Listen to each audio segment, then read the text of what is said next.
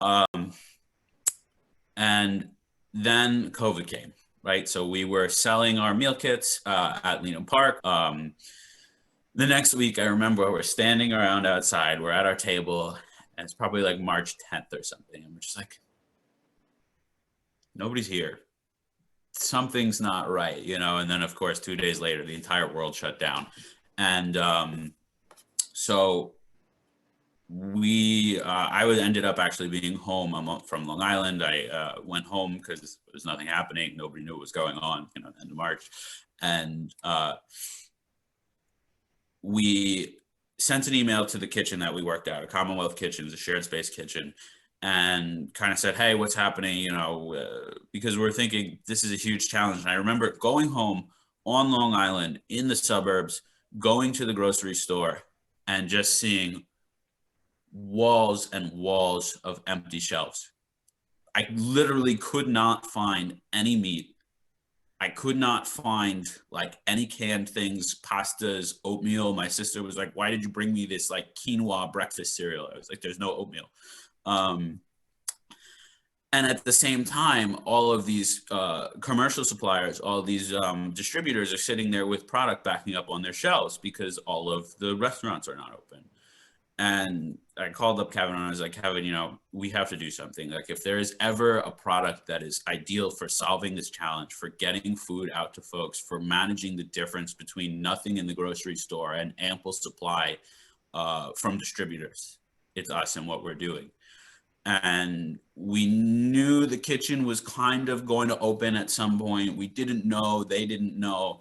And we said, all right, well, let's make a plan. How do we do this? What can we do? You know, we can't go sell at community centers. And we kind of just over the course of a week, just worked out all these little things where, okay, we can make the kits, we can deliver them, we can just drop them off at the door, and figured out, you know, 60% of what seemed like a reasonable working model.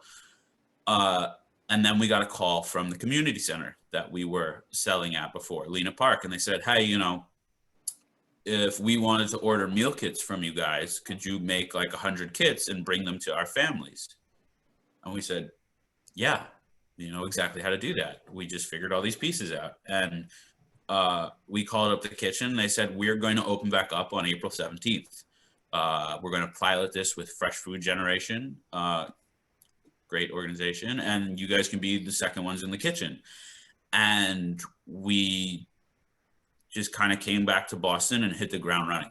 And we were really just flying by the seat of our pants to the point where there's photos of Kevin and myself and my girlfriend spending like hours and hours in the kitchen, filling up hundreds of cups of oil.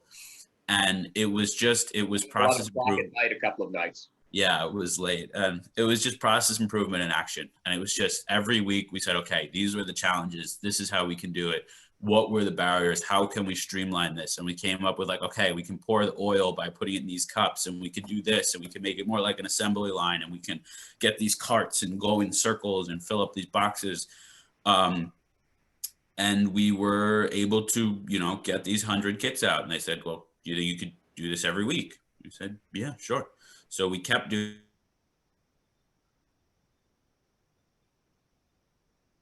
And then we partnered with a bunch of churches. We went back to churches in Mattapan who we had connections with, who, you know, I called up one of the pastors at a church and I said, you know, I have a grant. I want to bring you 40 meal kits. Can you take them? He says, my food pantry shelves are empty, you know? And so we then every week we went to Pastor Homsill and we brought meal kits there. And then this other community center said, hey, you know, we got a grant. Can you help us out? Can you do this? And then we began to say, okay, well, I learned a very important lesson from one of the teams that we were in BonBillo with, actually Green Gas Co., I think. And I remember Kyle telling us a story. This is the founder of, he had a juice company before that. He said, well, you can't work in your business and on your business. And I was like, yeah, you know, I would get out of a 6-hour day in the kitchen. And I was like, I can't do anything else.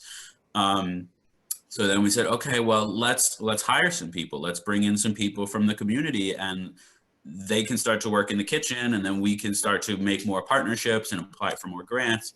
With these community centers, a lot of them didn't necessarily have funds themselves to pay for it, but then they began writing more grants.